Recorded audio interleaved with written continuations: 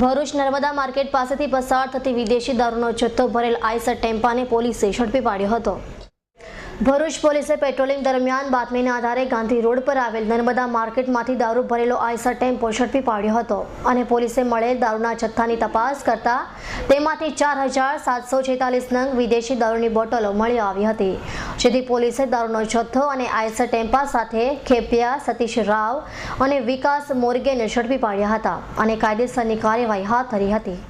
ભરૂચ જિલ્લાના આવનાર 31 ડિસેમ્બરના તહેવારને અનુલક્ષીને એસપી સાહેબની સૂચના મુજબ તમામ પોલીસ કર્મચારી અધિકારીઓ સતત આ તહેવારો દરમિયાન કોઈ અનિચ્છનીય બનાવ ન બને તે માટે વોચમાં રહેલા છે અને બંદોબસ્ત જાળવે છે।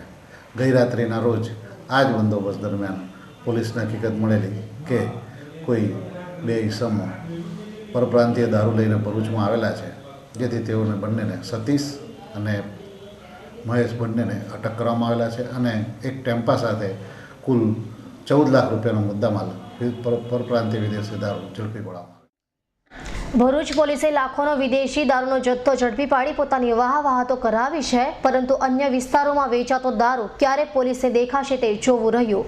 બ્યુરો રિપોર્ટ અવી સૈયદ, S9 ન્યૂઝ, ભરૂચ।